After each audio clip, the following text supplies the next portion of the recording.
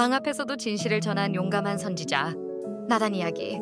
여러분, 오늘은 하나님께서 왕에게도 용기 있는 충고를 전하게 하신 한 사람, 바로 선지자 나단 이야기를 들려줄게요. 나단은 왕 앞에서도 진실을 숨기지 않았고 하나님 말씀을 두려움 없이 전한 사람이었어요. 함께 그 놀라운 이야기를 들어볼까요?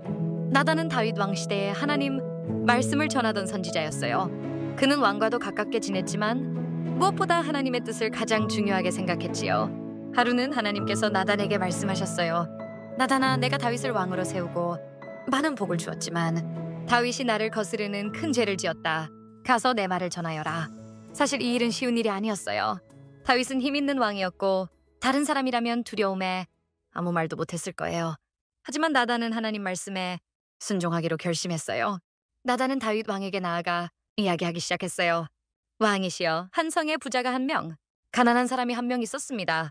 부자는 양과 소를 많이 가지고 있었지만 가난한 사람은 오직 작은 어린 양 한 마리뿐이었습니다.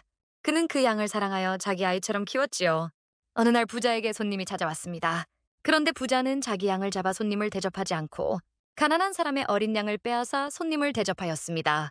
다윗은 그 이야기를 듣고 화가 났어요. 그런 나쁜 사람은 당장 벌을 받아야 한다. 가난한 사람의 양을 빼앗은 잘못을 내 배로 갚아야 한다. 그러자 나단은 조용하지만 단호하게 말했어요. 왕이시여, 그 사람이 바로 왕이십니다. 하나님께서 왕을 이스라엘의 지도자로 세우시고 많은 것을 주셨는데 왕은 우리아의 아내를 빼앗고 그를 죽이셨습니다. 하나님께서는 이 일을 기뻐하지 않으십니다. 그 순간 다윗 왕은 얼굴빛이 변하며 깊이 깨달았어요. 내가 여호와께 죄를 지었구나. 다윗은 나단 앞에서, 아니 하나님 앞에서 눈물을 흘리며 회개했어요. 나단은 하나님의 말씀을 전했습니다. 하나님께서 왕의 죄를 용서하셨지만 그 죄의 결과로 어려운 일이 일어날 것입니다. 나단은 왕의 친구이자 충고자였지만 옳지 않은 일을 할 때는 반드시 하나님의 뜻을 전했어요. 그만큼 나단은 하나님을 가장 사랑했기 때문에 사람의 눈치를 보지 않고 진리를 말할 수 있었던 거예요. 나단은 그 뒤로도 다윗 왕 곁에서 하나님의 계획을 전하는 일을 했어요.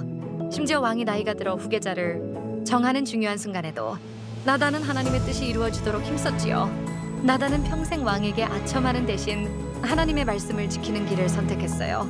여러분, 오늘 나단 이야기를 들으면서 어떤 생각이 들었나요? 나단은 왕 앞에서도 하나님의 말씀을 전했어요.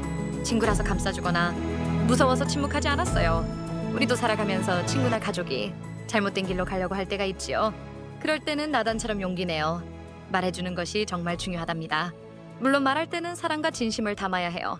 하나님께서는 우리가 진리를 전할 때 기뻐하시고 그런 용기를 귀하게 보세요. 오늘 하루도 나단처럼 하나님을 가장 사랑하고 옳은 말을 전하는 용감한 하나님의 사람이 되기를 축복합니다. 감사합니다.